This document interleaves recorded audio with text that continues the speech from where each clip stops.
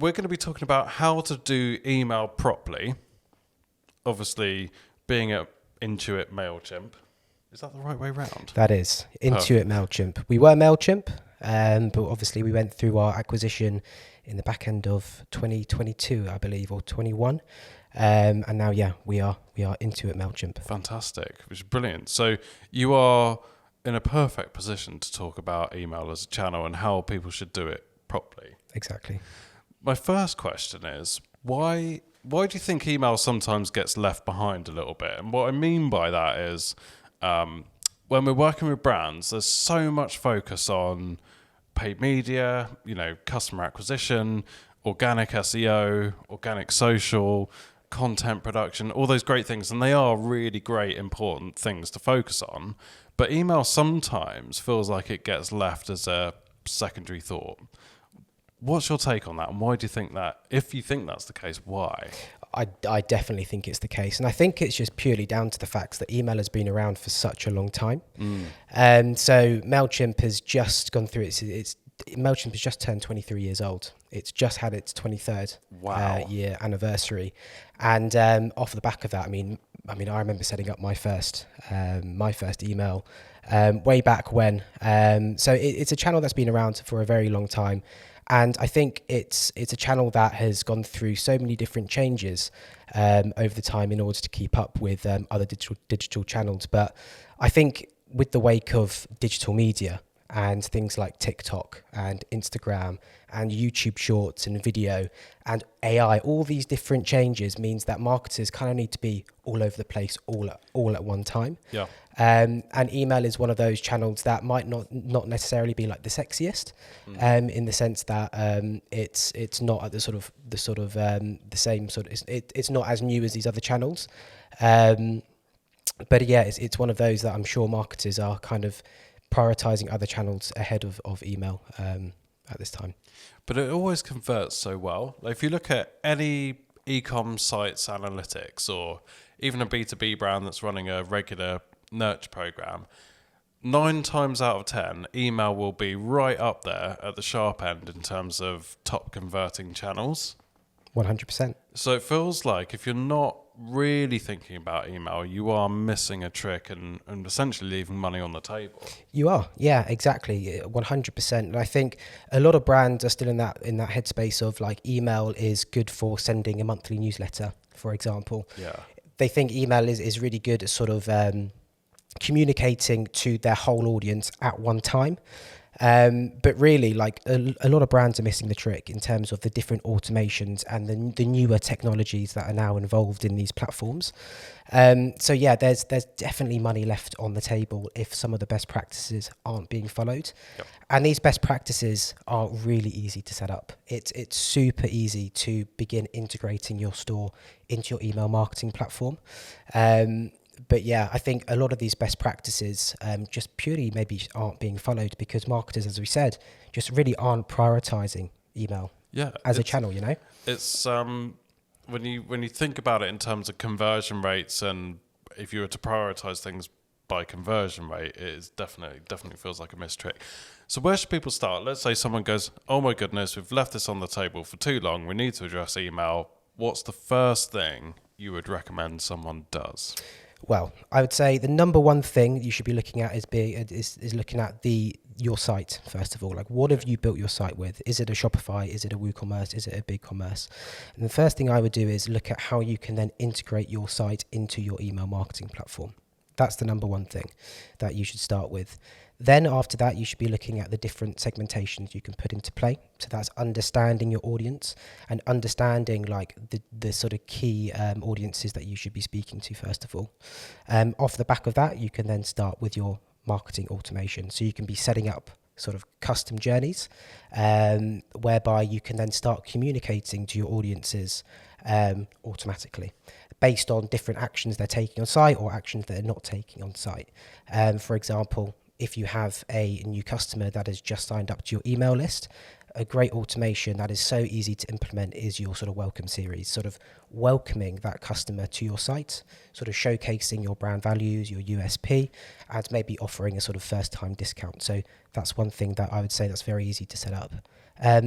Other automations that I think are sort of more foundational would be the sort of abandoned basket. Yeah. So at that point, you are sort of targeting your customers who are at that sweet spot where they are just about to convert. Life happens, they fall off, they slam their laptop lid shut, and it's a good automation, and it's a good way for brands to be communicating to that audience and being like, look, you've got items in your basket, don't forget about them, or follow up 3 days later with a 10% discount to then sort of nurture that audience through to purchase. There's loads in that. There's tons there. So many different ways. And I think email is so versatile as a channel. Like you can be so creative with the things that you can do with it. But in terms of the bare bones of it, yeah, so getting your segmentation right is huge. Getting the integrations in play. So if you're feeding your email marketing data, good data, it's good data in, good data out. And then obviously focusing on the automations piece as well, because at the end of the day, that is going to make your life a lot easier. It takes the manual work away from email marketing that I think a lot of marketers think it is, and just gives people time back. We haven't spoken much yet about copy templates and things like this. Yes. So let's say you've got your segmentation done, you got your basics in place, you got some workflows in place, everything's kind of there. Mm-hmm. What then? Because you've got to start understanding what copy is going to work. You obviously need to build some templates. So where do people start in terms of copy, templates, the actual email content? Yeah, absolutely. So there's multiple different ways you can get started when thinking about the creatives and the assets that you're going to use for your email marketing campaigns. We have an amazing feature, is our brand kit. So you can literally copy and paste your brand's URL, input it into our platform, and it pulls your logo, your images, your sort of brand colors, your typography straight into our platform. So it sort of gives you all the sort of the starting point. So it's a really good place to start from that perspective. Other than that, I mean, I would say once you have your template in place using that feature, you can then start to be really creative in the way that you sort of build out those campaigns going forward. So using a sort of A/B testing as well, testing different copy, different subject lines, different imagery, just to sort of get an understanding of what sort of works best for the customers that you're going after. Yeah, and when we talk about AI and copy, I think it's a really interesting one on that front too, because the way I've used it in the past with Mailchimp, and I think it's worth stating as well that this is not like a sponsored episode yet, but it's not. It's I've used Mailchimp for a long time. We wanted to talk about email, and feels like a really good fit, right? So anyway, I think it's really important to state. Anyway, so I've used Mailchimp for a long time, and the AI features that I find really helpful are, if I'm writing a subject line for an email, getting a bit of support in terms of here's another suggestion, or actually that looks pretty good, or try and add this in, is really helpful, particularly when you're busy and you've got to get something out and it's got to be good. I find that really helpful. What I don't want to do yet is rely on AI to completely write my email copy for me. I love using it as a bit of help and support and for other ideas, but I wouldn't yet let AI write my subject line, write my copy.